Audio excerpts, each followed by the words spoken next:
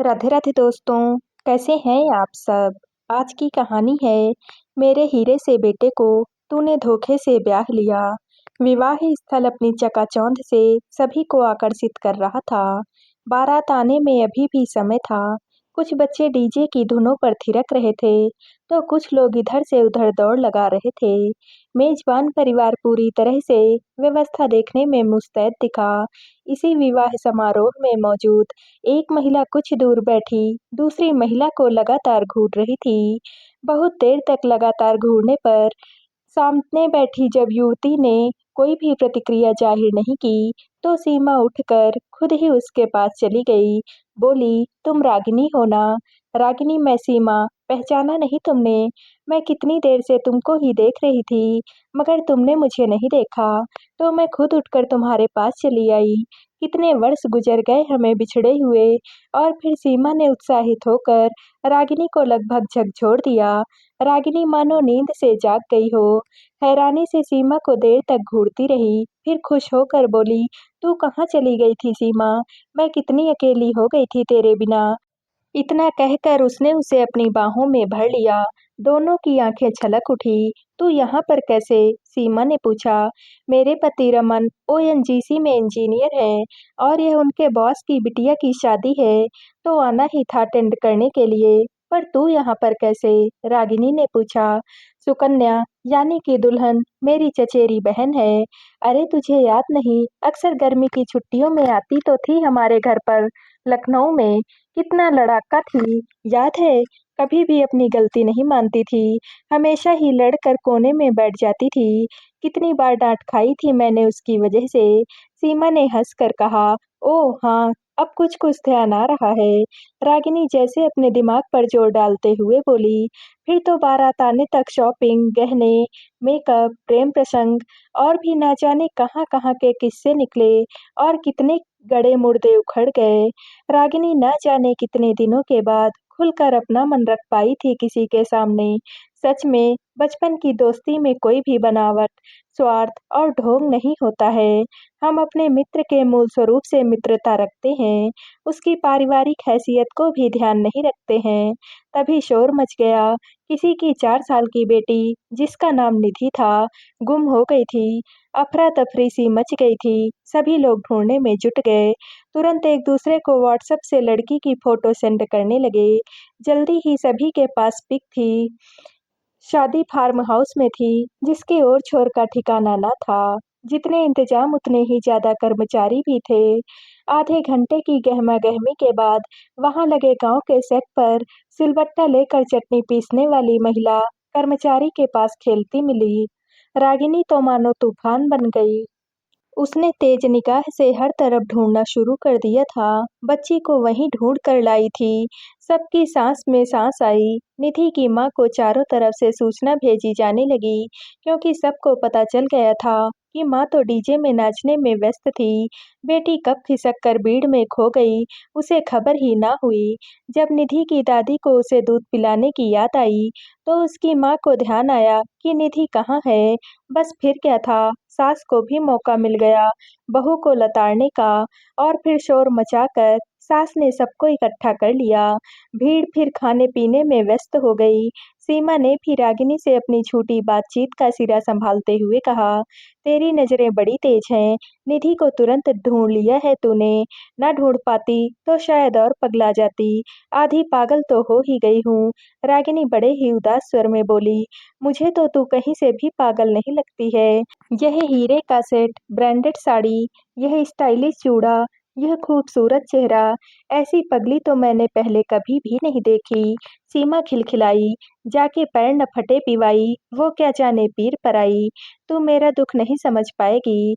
रागिनी मुरझाए हुए स्वर में बोली, ऐसा कौन सा दुख है तुझे, जिसके बोझ तले तू पगला गई है?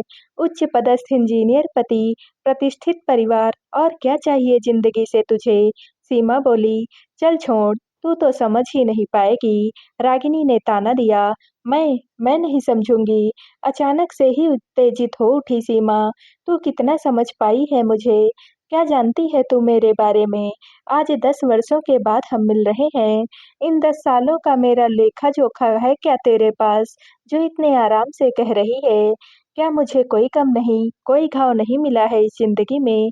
फिर भी मैं तेरे सामने मजबूती से खड़ी हूँ, वर्तमान में जीती हूँ, भविष्य के सपने भी बुनती हूँ और अतीत से सबक भी सीख चुकी हूँ। मगर अतीत में उलझी नहीं रहती, अतीत के कुछ अवांछित पलों को दुःस्वप्न समझकर भूल चुकी हूँ, तेरी तरह गाँठ बाँध कर नहीं बैठी हूँ।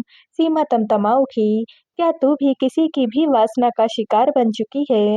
रागिनी बोल पड़ी, तू भी क्या मतलब? क्या तेरे साथ भी ये दुर्घटना हुई है? सीमा चौंक पड़ी, हाँ, वही पल मेरा पीछा नहीं छोड़ते। फ़िल्म, सीरियल, अखबार में छपी खबर, सब मुझे उन पलों में पहुँचा देते हैं। मुझे रोना आने लगता है, मेरा दिल बैठने लगता है, ना ही मुझे भूख लगती है और ना ही मुझे प्यास लगती है। मेरा मन करता है या तो मैं उसका कत्ल कर दूँ या फिर मैं खुद ही मर जाऊँ। बस दवा का ही तो सहारा है, दवा लेकर सोई रहती हूँ। कोई आए कोई जाए मेरी बला से, मेरे साथ मेरी सास रहती हैं, वही मेड के साथ मिलकर घर सँभाले रहती हैं और मुझे भी कोसती रहती हैं कि मेरे हीरे से बेटे को धोखे से ब्याह लिया है। एक से एक रिश्ते आए थे, मगर हम तो तेरी शक्ल से धोखा खा गए। बीमारू लड़की पल्ले पड़ गई, मैं क्या करूँ? आँखें छलछला उठी रागिनी की, तू अकेली नहीं है इस दुःख से गुज़रने वाली। इस विवाह स्थल में तेरी मेरी जैसी ना जाने कितनी और भी लड़कियाँ होंगी, पर वे दवा के सहारे ज़िंदा नहीं हैं, बल्कि उसे दुर्घटना मानकर आगे बढ़ गई हैं। अच्छा चल, तू ही बता, तू रोड पर राइट साइड चल रही है और कोई रॉन्ग साइड से आकर तुम्हें ठोकर मार कर चला जाता है, तो गलत तो वही हुआ ना। ऐसे ही जिन्होंने दुष्कर्म करके हमारे विश्वास की धज्जियाँ उड़ाई, दोषी वे हैं, हम तो निर्दोष हैं, मासूम हैं और पवित्र हैं। अपराधी वे हैं जिन्होंने यह दुष्कर्म किया है, फिर हम घुट-घुट कर क्यों जिएँ? यह एहसास तो हमें उन्हें हर पल कराना चाहिए, ताकि वे बाकी की ज़िंदगी घुट-घुट कर जिएँ। सीमा ने बड़े ही आत्मविश्वास से कहा, क्या तूने दिलाया है यह एहसास उसे? रागिनी ने पूछा, मेरा तो बॉयफ्रेंड ही धोखेबाज निकला। आज से 10 साल पहले जब हम पापा के दिल्ली ट्रांसफ़र के कारण लखनऊ छोड़कर चले गए थे, तब वहाँ नया कॉलेज, नया माहौल पाकर मैं कितना खुश थी। हाँ, तेरी जैसी बचपन की सहेली से बिछुड़ने का दुःख तो बहुत था, मगर मैं दिल्ली की चकाचौंध में कहीं खो गई थी। जल्दी ही मैंने क्लास में अपनी धाक जमा ली। ध्रुव मेरा सहपाठी, जो हमेशा ही प्रथम आता था, दूसरे नंबर पर चला गया। 10वीं कक्षा में मैंने ही टॉप किया, तो ध्रुव जल भुन कर राख हो गया, मगर बाहरी तौर पर उसने मुझसे आगे बढ़कर मित्रता का हाथ मिलाया और मैंने खुशी-खुशी स्वीकार भी कर लिया। 12वीं कक्षा की प्री बोर्ड परीक्षा में भी मैंने ही टॉप किया, तो वह और परेशान हो उठा, मगर उसने इसे ज़ाहिर नहीं होने दिया। इसी खुशी में ट्रीट का प्रस्ताव जब ध्रुव ने रखा, तो मैं मना ना कर सकी। भला मना भी क्यों करती? 2 सालों से लगातार हम साथ में कॉलेज, कोचिंग और ना जाने कितने फ्रेंड्स की बर्थडे पार्टी अटेंड करते आए थे। फ़र्क यह था कि हर बार कोई ना कोई कॉमन फ्रेंड साथ रहता था, मगर इस बार हम दोनों ही थे और ध्रुव पर अविश्वास करने का कोई प्रश्न ही नहीं उठता था। पहले हम एक रेस्तरां में लंच के लिए गए, फिर वह मुझे अपने घर ले गया। घर में किसी को भी ना देखकर जब मैंने पूछा कि तुमने तो कहा था कि मम्मी मुझसे मिलना चाहती हैं, मगर यहाँ तो कोई भी नहीं है, तो उसने जवाब दिया कि शायद पड़ोस में गई होंगी। तुम बैठो, मैं उन्हें बुला कर लाता हूँ और फिर मुझे फ्रिज में रखी कोल्ड ड्रिंक पकड़ाकर वह बाहर निकल गया। मैं सोफे पर बैठकर ड्रिंक पीते-पीते उसका इंतज़ार करती रही। मुझे नींद आने लगी, तो मैं वहीं सोफे पर लुढ़क गई। जब नींद खुली, तो अपने को अस्त-व्यस्त पाया। ध्रुव नशे में धुत पड़ा, बड़बड़ा रहा था कि मुझे हराना चाहती थी, मैंने आज देखो तुझे हरा दिया है। अब मुझे समझ में आया कि ध्रुव ने मेरे नारित्व को ललकारा है। मैंने भी ना आव देखा ना ताव, पास पड़ी हॉकी उठाकर उसके कोमल अंग पर दे मारी। वह बिलबिलाकर ज़मीन पर लौटने लगा। मैंने चीख कर कहा कि अब दिखाना मर्दानगी अपनी और फिर मैं घर लौट आई। बोर्ड की परीक्षा सिर पर थी, ऐसे में अपनी पूरी ताकत तैयारी में झोंक दी। फलतया बोर्ड परीक्षा में भी मैं टॉपर बनी। ध्रुव का परिवार शहर छोड़कर जा चुका था। उन्हें अपने बेटे की करतूत भी पता चल गई थी। इतना कहकर सीमा पल भर को रुकी और फिर पास से गुजरते बैरे को बुलाकर पानी का गिलास लेकर एक सांस में ही खाली कर गई। फिर आगे बोली, माँ को तो बहुत बाद में मैंने उस दुर्घटना के विषय में बताया था। वे भी यही बोली थी कि भूल जाए ये सब कुछ, इनका कोई भी मतलब नहीं है।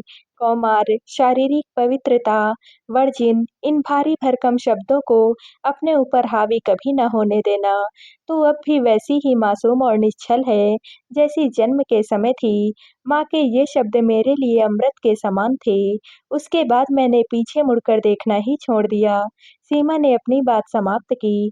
मैं तो अपने अतीत से भाग भी नहीं सकती। वह शख्स तो मेरे मायके का पड़ोसी और पिताजी का मित्र है। इसीलिए मेरा तो मायके जाने का ही मन नहीं करता, यहीं दिल्ली में पड़ी रहती हूँ।